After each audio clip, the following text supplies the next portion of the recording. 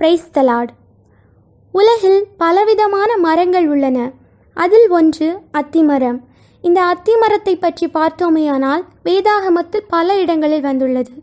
மத்தேயு 21 அதிகாரம் 19 அப்பொழுது வழி அருகே ஒரு அத்திமரத்தை கண்டு அதனிடத்திற் போய் அதில் இலைகளை அன்றி வேறொன்றையும் காணாமல் இனி ஒரு காலம் உன்னிடத்தில் கனி உண்டாகாதிருக்க கடவது என்றார். உடனே அத்திமரம் பட்டு போயிற்று. இந்த சம்பவத்தில் பார்த்தோமேயானால் இயேசுவானவர் வழி அருகே ஒரு அத்திமரத்தை காண்கிறார். அதில் இலைகளை அன்றி வேறொன்றும் இல்லாததினால் இனி ஒரு காலம் உன்னிடத்தில் கனி உண்டாகாதிருக்க கடவது என்று சபிக்கிறார். உடனே அந்த அத்திமரம் பட்டு போயிற்று என்று எழுதப்பட்டிருக்கிறது. இந்த அத்தியை பற்றி பார்த்தோமேயானால் ஆதியாகமத்தில் 3 அதிகாரம் 7 ஆதாம் ஏவாள் பாவம் செய்த போது பயந்து அவர்கள் இந்த அத்தி இலைகளை தைத்து தான் அரைக்கட்சியாக கட்டி கொண்டார்கள் என்றுள்ளது.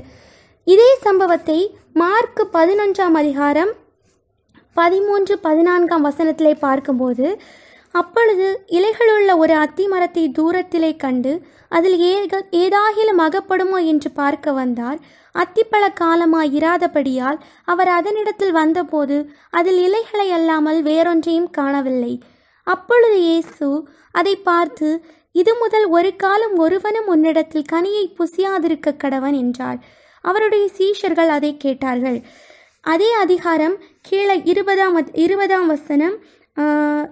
வசனத்தை பார்க்கும்போது மறுநாள் காலையிலே அவர்கள் அவ்வழியாக போகும்போது அந்த அத்தி மரம் வேரோடே பட்டு போயிருக்கிறதை கண்டார்கள். இது ஒரே சம்பவம்தான், ஆனால் ஒரு சில வித்தியாசங்கள் மட்டுமே உள்ளது. இங்கு பார்க்கும் பொழுது அதில் ஏதாகிலும் அகப்படுமோ என்று பார்க்க வந்தார். அது அத்திப்பழ காலமாய் இராதபடியினால் என்று எழுதப்பட்டிருக்கிறது. இன்னும் இது மறுநாள் காலையில் அவர்கள் அவ்வழியாக போகும்போது அந்த அத்தி மரம் வேரோடே பட்டு போயிருக்கிறதை கண்டார்கள் என்ற வித்தியாசம் இது இரண்டிலும் உள்ளது. அத்தி மரம் என்று எடுத்துக்கொண்டால் நாட்டு அத்தி, வெள்ளை அத்தி, நல்ல அத்தி, இப்படி பல வகைகள் உள்ளன. அதில் இந்த அத்தி மரமானது சுமார் 10 மீட்டர் வரை வளரும் திறன் கொண்ட ஒரு மரமாகும். இந்த அத்தி மரத்தை செழுமையின் அடையாளம் என்று கூட கூறலாம். இது ஆண்டிற்கு 2 முறை விளைச்சல் தரக்கூடிய ஒரு மரமாகும். முதல் அறுவடை சமயத்தில் யூதர்களாகிய இஸ்ரவேலர் பழங்களை உண்டு மகிழ்வார்கள். 2ஆம் அறுவடை காலத்தில் அதனை உலர வைத்து அடைகளாக்கி ஆண்டு முழுவதும் உண்பார்கள்.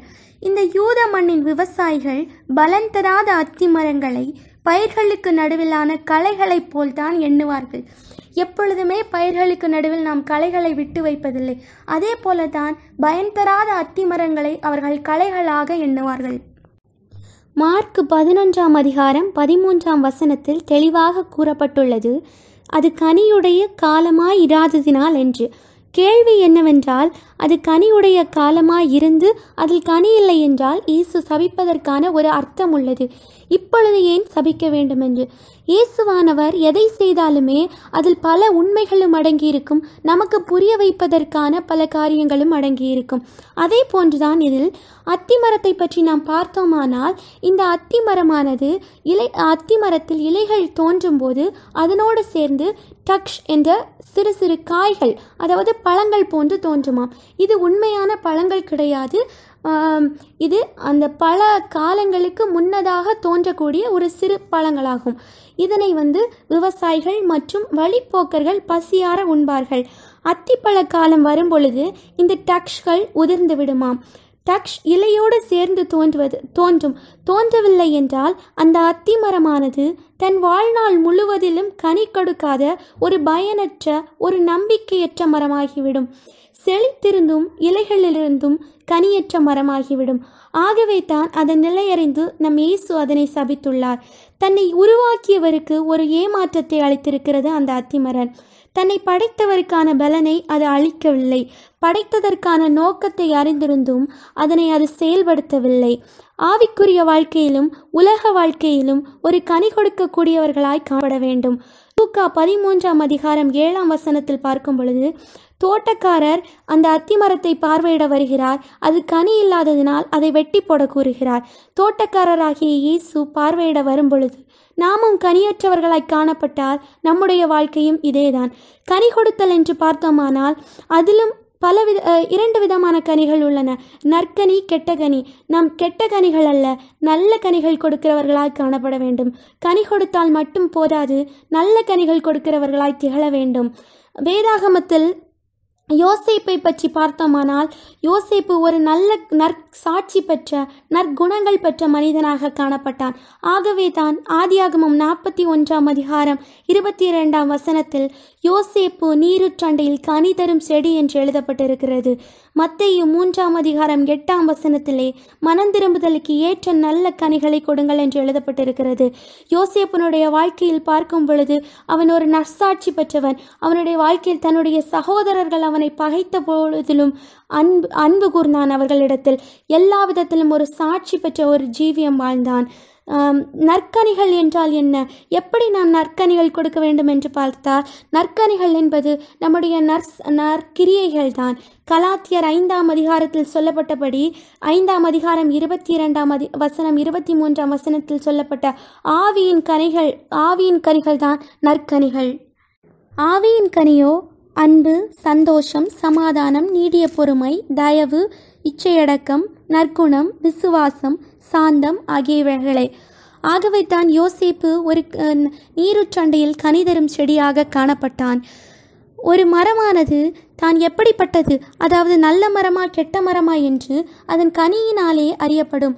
மத்தேயு 12 அதிகாரம் 33 வசனத்தில் உள்ளது, மரம் நல்லதென்றால் அதன் கனியும் நல்லதென்று சொல்லுங்கள், மரம் கெட்டதென்றால் அதன் கனியும் கெட்டதென்று சொல்லுங்கள். மரமானது அதன் கனியினால் அறியப்படும். நாமும் ஒரு நல்ல கனிகளை கொடுக்கக்கூடிய ஒரு மரமாக காணப்பட வேண்டும். அந்த கனி அத்திமரத்தை போன்றல்ல, இயேசுவால் சபிக்கப்பட்டு நிலையற்ற ஒரு நம்பிக்கையற்ற ஒரு ஏமாற்றத்தை அளித்த அத்திமரம் போன்றல்ல, நற்கனிகளை கொடுக்கிறவர்களாய் காணப்பட வேண்டும். யோவான் 15 அதிகாரம் 16 வசனத்தில் சொல்லப்பட்டுள்ளது, நீங்கள் போய் கனி கொடுக்கும் படிக்கும் உங்கள் கனி நிலைத்திருக்கும் படிக்கும் நான் உங்களை ஏற்படுத்தினேன் என்று. ஆகவே நம் நற்கனிகள் கொடுக்கிறவர்களாய் காணப்பட வேண்டும். நம்மிலிருந்து நற்கிரியைகள் வெளிப்பட வேண்டும். நாம் கெட்ட கனி கொடுப்போமேயானால் மத்தேயு 7 அதிகாரம் 18 வசனத்தில் கூறப்பட்டுள்ளது, நல்ல கனி கொடாத மரமெல்லாம் வெட்டுண்டு அக்கினியிலே போடப்படும். நல்ல மரம் கெட்ட கனிகளை கொடுக்க மாட்டாது, கெட்ட மரம் நல்ல கனிகளை கொடுக்க மாட்டாது என்று. ஆகவே நாம் நம்மிலிருந்து நற்கனிகளாகிய நற்கிரியைகள் வெளிப்பட வேண்டும். எவ்வாறு கனி கொடுத்தல் இருக்க வேண்டும் என்று கேட்டால், நாம் எப்படி கனி கொடுக்க வேண்டும்? நான் அன்பாக இருக்கிறேனே, நான் விசுவாசமாக இருக்கிறேனே, நான் நற்குணங்கள் படைத்த ஒரு நல்ல மனிதனாக காணப்படுகிறேனே என்றால் நாம் தேவனில் நிலைத்திருக்க வேண்டும். யோவான் 15 அதிகாரம் நாம் தேவனில் நிலைத்திருந்தால் மட்டுமே ஒரு நல்ல கனி கொடுக்கிற மரமாக காணப்பட வேண்டும். அதனைத்தான் யோவான் 15 அதிகாரம் 4 வசனத்தில் சொல்லப்பட்டுள்ளது, என்னில் நிலைத்திருங்கள், நானும் உங்களில் நிலைத்திருப்பேன். கொடியானது திராட்சை செடியில் நிலைத்திராவிட்டால் அது தானாய் கனி கொடுக்க மாட்டாது போல, நீங்களும் என்னில் நிலைத்திராவிட்டால் கனி கொடுக்க மாட்டீர்கள். நாமும் ஒரு கொடியைப் போல தேவனிடத்தில் நாம் நிலைத்திருக்க வேண்டும். நாம் அவரில் நிலைத்திருந்தால் மட்டுமே நம் நற்கனிகளை கொடுக்கிற ஒரு நல்ல மரமாக திகழ முடியும். அந்த அத்தி மரம் தன் கனி அற்று போய் நிலையற்ற மரமாய் இருந்ததினால் தேவன் அதனை சபித்தார். தேவன் இந்த அத்தி மரத்தை சபித்ததற்கான 2 காரணங்களில் முதல் காரணம்தான் அது தன் வாழ்நாள் முழுவதும் கனி தராது என்பது. 2வது, தேவன் நமக்கும் சீஷர்களுக்கும் ஒரு விசுவாசத்தை ஏற்படுத்த விரும்புகிறார். அந்த அத்தி மரத்தை சபித்துவிட்டு இயேசுவானவர் சீஷர்களை நோக்கி கூறுகிறார், நீங்கள் சந்தேகப்படாமல் விசுவாசம் உள்ளவர்களாய் இருந்தால் இந்த அத்தி மரத்திற்கு செய்ததை நீங்கள் செய்வதும் அல்லாமல் இந்த மலையை பார்த்து நீ பெயர்ந்து சமுத்திரத்திலே தள்ளுண்டு போய் என்று சொன்னாலும் அப்படியாகும் என்று மெய்யாகவே உங்களுக்கு சொல்லுகிறேன் என்று. தேவன் நாம் விசுவாசம் உள்ளவர்களாய் எதை செய்தாலும் அது அப்படியே ஆகும் என்பதை நமக்கு தெரிவிக்க விரும்புகிறார். மத்தேயு 17:20 கடுகு விதையளவு விசுவாசம் உங்களுக்கு இருந்தால் நீங்கள் இந்த மலையை பார்த்து இவ்விடம் விட்டு அப்புறம் போய் என்று சொன்னால் அது அப்புறம் போகும். உங்களால் கூடாத காரியம் ஒன்றுமிராது என்று மெய்யாகவே உங்களுக்கு சொல்லுகிறேன் என்று. நாம் விசுவாசத்தோடு ஒரு காரியத்தை செய்தோமானால் சொன்னோமானால் அது கண்டிப்பாக வரும். நம்முடைய விசுவாசத்தை தேவன் கடுகு விதை அளவுக்கு ஒப்பிட விரும்புகிறார். கடுகு அனைவருமே பார்த்திருப்போம். கடுகு என்பது ஒரு சிறிய பொருள், ஆனால் ஒரு முழுமையான ஒரு வடிவத்தை உடையது. கடுகு என்பது ஒரு முழுமையான தோற்றத்தை உடையது. நம்முடைய விசுவாசமும் முழுமையானதாக இருக்க வேண்டும். ஒரு பழமொழி கூறுவது உண்டு, கடுகு சிறுத்தாலும் காரம் குறையாது என்று. அதே போலத்தான் கடுகு விதையளவு விசுவாசத்தோடு நாம் கூறினாலும் அது நடைபெறும். நம்ம கூடாத காரியம் விசுவாசத்தோடு செய்தால் ஒன்றுமே இல்லை. லூக்கா 17:6 சொல்லப்பட்டுள்ளது, கடுகு விதையளவு விசுவாசம் உங்களுக்கு உண்டாயிருந்தால் நீங்கள் இந்த காட்டத்தி மரத்தை நோக்கி நீ வேரோடே பிடுங்குண்டு கடலிலே நடப்படுவாயாக என்று சொல்ல அது உங்களுக்கு கீழ்ப்படியும். நம்ம விசுவாசம் இருக்குமே ஆனால் எல்லாமே நம்மால் கூடும். விசுவாசத்தின் தகப்பனாகிய ஆபிரகாமை பற்றி நாம் அறிவோம். ஆபிரகாம் தன் தகப்பன் வீட்டை விட்டு புறப்படும் போதும் தேவனிடத்தில் விசுவாசம் உள்ளவனாய் காணப்பட்டான். முதிர் வயதிலும் தேவனை விசுவாசித்தான். உன் சந்ததியை நட்சத்திரங்களைப் போல பெருக பண்ணுவேன் என்று வாக்களித்த போதும் விசுவாசித்தான்.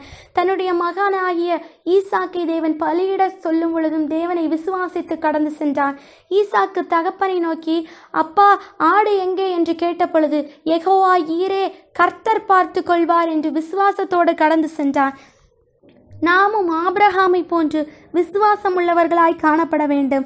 தேவன் இந்த காரியத்தை செய்வதற்கான முக்கிய காரணம் நாம் கனி கொடுக்க வேண்டும். இன்னொரு விஷயம், கனி கொடாவிட்டால் நம்முடைய நிலைமையும் அதுதான். இன்னொன்று, நாம் விசுவாசமுடையவர்களாய் காணப்பட வேண்டும். நாம் விசுவாசிக்கும்படியாக மட்டுமல்லாமல் நமக்கு விசுவாசத்தை ஏற்படுத்தும்படியாக இந்த காரியத்தை செய்துள்ளார். சபித்ததின் நோக்கம், தேவன் ஒரு காரியத்தை செய் கொடுத்தால் மட்டும் போதாது, நற்கனிகளாகிய ஆவியின் கனிகள் நம்மிலிருந்து வெளிப்பட வேண்டும். விசுவாசம் என்னும் வேரை பற்றி அவரில் நிலைத்திருக்க வேண்டும். விசுவாசம் என்பது ஆவியின் கனியில் ஒன்றுதான். ஆகவே தான் விசுவாசம் நம்மில் நிச்சயமாக இருக்க வேண்டும். நாம் விசுவாசித்தால் மட்டுமே தேவனுடைய மகிமையை கண்டடைய முடியும். மத்தேயு 21:22 சொல்லப்பட்டுள்ளபடி, நீங்கள் விசுவாசம் உள்ளவர்களாய் ஜெபத்தில் எவைகளை கேட்பீர்களோ அவைகளை பெற்றுக்கொள்வீர்கள் என்று. ஆகவே நாம் கனி கொடுக்க வேண்டும். அதுவும் நற்கனிகள் நம்மிலிருந்து வெளிப்பட வேண்டும். இன்னொன்று, விசுவாசமுடையவர்களாய் காணப்பட வேண்டும். விசுவாசிப்போம், தேவனுடைய மகிமையை கண்டடைவோம். தேவன் நம்மை ஆசீர்வதிப்பார்.